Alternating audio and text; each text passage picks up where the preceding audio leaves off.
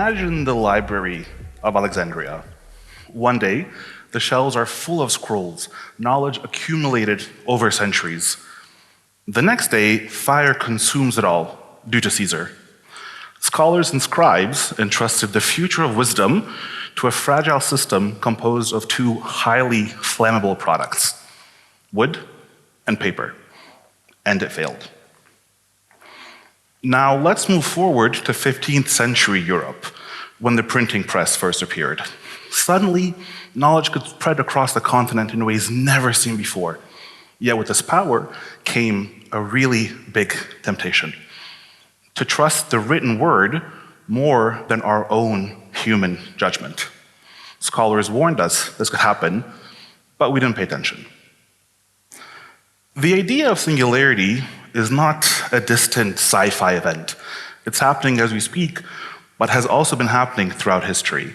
We see it now in how humans delegate decision-making, in how we outsource judgment to systems, tools, great algorithms. It begins the moment that humans stop paying attention. It happens when we start using autopilot. Take calculators in the 1970s. Schools adopted them to save time and improve accuracy. By the 1980s, studies have shown that students could arrive at the correct answer, but didn't understand the process of long division behind it. Calculators were perfect in this sense, but human understanding, on the other hand, lagged. Now let's look at the idea of industrialization. Craftspeople once learned every step of their trade, in and out. They knew how to do it hands-on. Factories replaced the tacit knowledge with efficiency. Humans could still work, but their judgment became secondary, and the machinery, at the end, knew more than the actual operator itself. Even in bureaucracy, we've seen this story repeat. In the 18th and 19th century European governments, rigid rules replaced moral discretion. Officials executed precisely, often ignoring consequences or thoughts of their own. Obedience became the path of least resistance, something we still see today, and ethical reasoning was left behind. We have to understand that delegation is seductive. It's something we strive for. It's within reach. It offers speed, certainty, ease. But convenience comes at a cost we don't think about: a slow erosion of human engagement, reflection, and moral responsibility. Let's look at one of the best-known cases of human judgment on autopilot. Hannah Arendt was a highly influential political theorist and philosopher. She was German, and she was observing the trial of Adolf Eichmann in the 1960s. Eichmann, for those who don't know, was the key organizer behind the logistics of the Holocaust. When he stood trial, many expected to see a monster, someone driven by extraordinary hatred, ideologies, or cruelty. Yet, one thing Hannah noticed, though, was that he wasn't particularly extraordinary. He wasn't particularly ideological. He wasn't even deeply reflective about what he had done. He was aggressively ordinary. He spoke in the language of procedures, rules, and systems, much like modern-day AI. He insisted he had simply followed orders and that he had done his job because the system required him to do it. Arendt called this, for those of you who don't know, the banality of evil, a rather well-known term. In this particular case, evil wasn't driven by personal hatred or by rage, but by being able to enable absence of thinking and outsourcing of human judgment.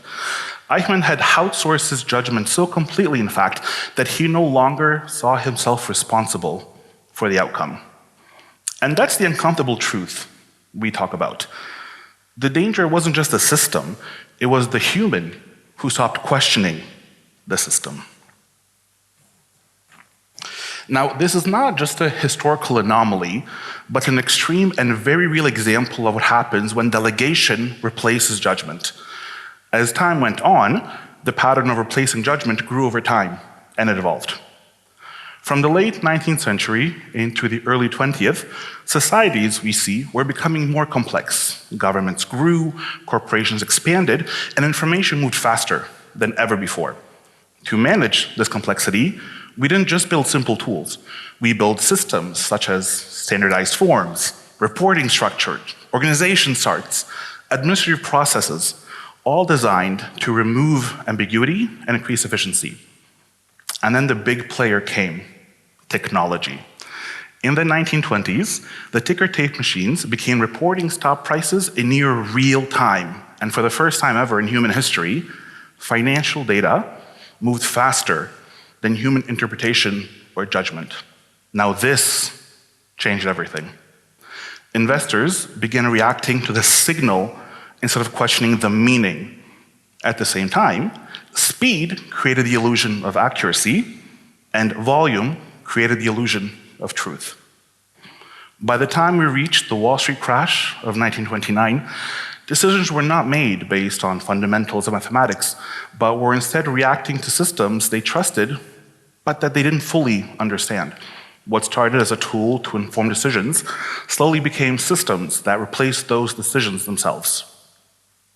The lesson here is a very, very simple one as we know it. Tools do not make ethical decisions. They offer efficiency, but humans still carry the responsibility. AI feels new. It's a buzzword nowadays. But the pattern of AI isn't. It learns from the past, it spots patterns, and predicts outcomes, not because it understands what it's doing, but because it calculates.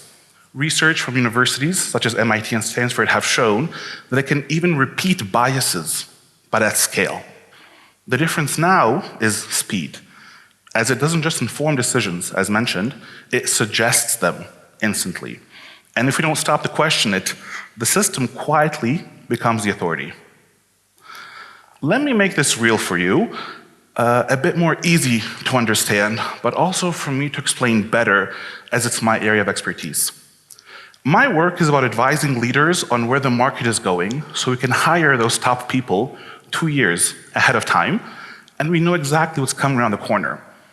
In a world moving towards automation, I focus on the one thing that a machine cannot do and it can never replace, which is the strategic spark of human potential. Let's think about it this way. When you apply for a job today, there is a very good chance no human sees your application. Full transparency, my choice is not to work for companies that do that. But how it works is that in the AI system, your application is scanned, you're scored, and then the system decides whether you're worth a conversation based on keywords, patterns, and how closely you resemble people who have been hired in that role before.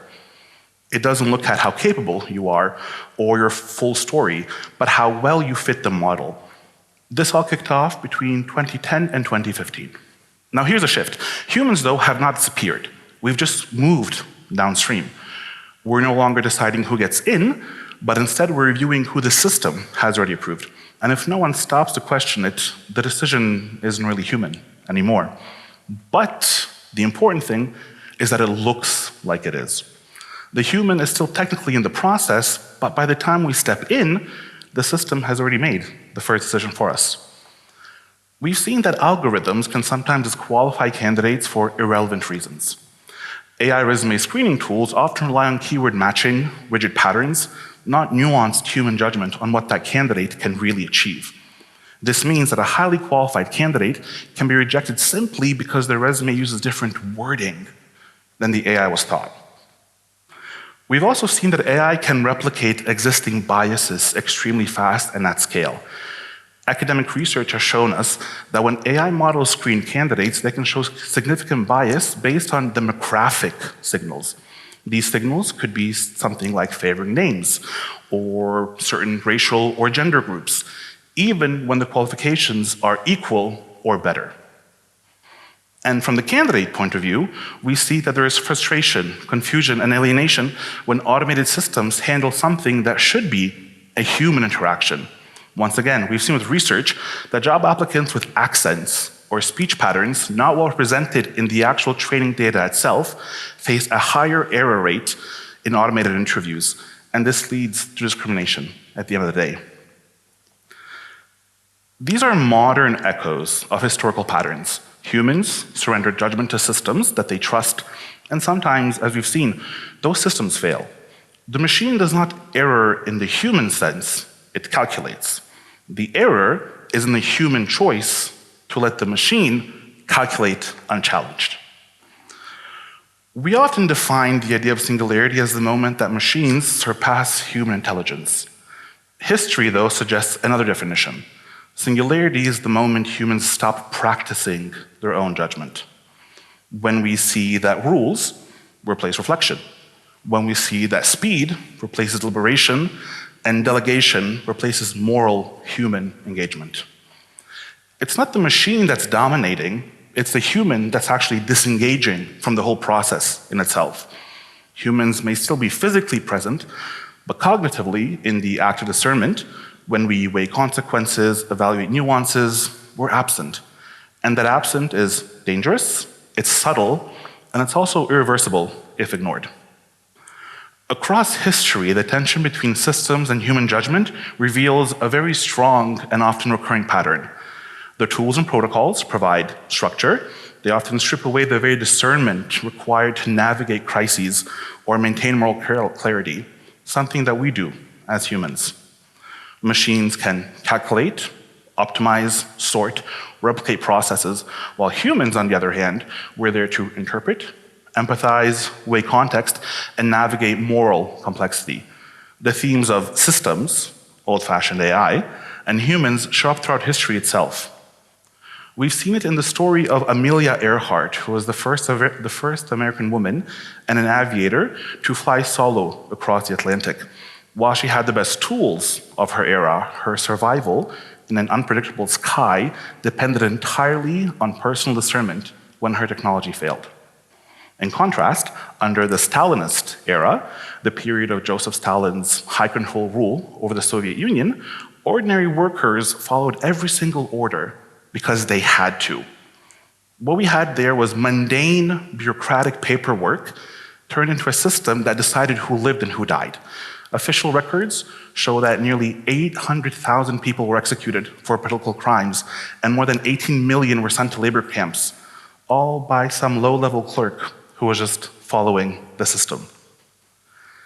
In 1984, the explorer Ernest Shackleton led the ship Endurance into one of the most tragic and turbulent expeditions of its time, crossing the continent into the Antarctic. As we all would assume, the ice trapped the ship. It crushed it, and it left Shackleton and his crew stranded in one of the harshest environments on Earth. Their survival became a legendary example of leadership, human judgment, and responsibility under extremely death conditions. Every decision, how to save the crew, how to navigate treacherous ice and open waters, depended on human judgment and human responsibility. Equipment measured distance, and maps showed routes, but survival came down to human action. There is no doubt about it, and we all know, singularity is coming.